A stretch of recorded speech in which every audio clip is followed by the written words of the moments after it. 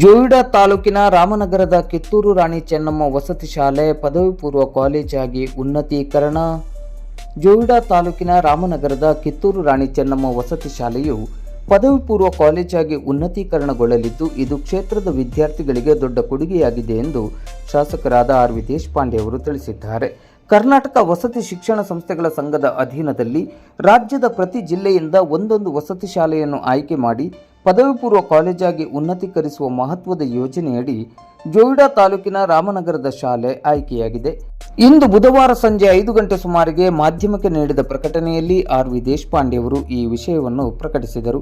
ಈ ಉನ್ನತೀಕರಣದಿಂದ ಪರಿಶಿಷ್ಟ ಜಾತಿ, ಪರಿಶಿಷ್ಟ ಪಂಗಡ ಮತ್ತು ಹಿಂದುಳಿದ ವರ್ಗಗಳ ವಿದ್ಯಾರ್ಥಿಗಳಿಗೆ ಎಸ್ಎಸ್ಎಲ್ಸಿ ನಂತರವೂ ಅದೇ ವಸತಿ ವ್ಯವಸ್ಥೆಯಲ್ಲಿಯೇ PU ಶಿಕ್ಷಣವನ್ನು ಮುಂದುವರಿಸಲು ಅವಕಾಶ ದೊರೆಯಲಿದೆ. ಇದರಿಂದ ವಿದ್ಯಾರ್ಥಿಗಳು ಆರ್ಥಿಕ ಅಥವಾ ಇತರೆ ಕಾರಣಗಳಿಂದ ಶಿಕ್ಷಣವನ್ನು ಅರ್ಧದಲ್ಲೇ ಮೊಟಕುಗೊಳಿಸುವ ಪ್ರಮಾಣ ಕಡಿಮೆಯಾಗುತ್ತದೆ.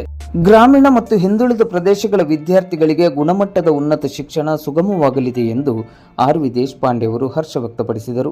ಶಿಕ್ಷಣವೇ ಸಾಮಾಜಿಕ ಮತ್ತು ಆರ್ಥಿಕ ಪರಿವರ್ತನೆಯ ಶಕ್ತಿಯುತವಾದ ಸಾಧನವಾಗಿದೆ. ಗ್ರಾಮೀಣ ಭಾಗದ ವಿದ್ಯಾರ್ಥಿಗಳ ಭವಿಷ್ಯಕ್ಕೆ ಭದ್ರ ಬುನಾದಿ ಒದಗಿಸುವ ಈ ಮಹತ್ವದ ಹೆಜ್ಜೆ ಸರ್ವರಿಗೂ ಶಿಕ್ಷಣ ಎಂಬ ಆಶಯವನ್ನು ಮತ್ತಷ್ಟು ಬಲಪಡಿಸಲಿದೆ. ವಿದ್ಯಾರ್ಥಿಗಳು ಈ ಅವಕಾಶದ ಸದುಪಯೋಗ ಪಡೆದುಕೊಳ್ಳಬೇಕು ಎಂದು ಆರ್ ವಿ ದೇಶಪಾಂಡೆ ಅವರು ಕೋರಿದ್ದಾರೆ. ಸ್ವಂತ ಕಟ್ಟಡದಲ್ಲಿ ಕಾರ್ಯನಿರ್ವಹಿಸುತ್ತಿರುವ ರಾಮನಗರದ ಕಿತ್ತೂರು ರಾಣಿ ಚೆನ್ನಮ್ಮ ವಸತಿ ಶಾಲೆ ಇದುವರೆಗೆ ಪ್ರೌಢಶಾಲಾ ಹಂತದವರೆಗೆ ಮಾತ್ರ ಶಿಕ್ಷಣವನ್ನು ನೀಡುತ್ತಿತ್ತು.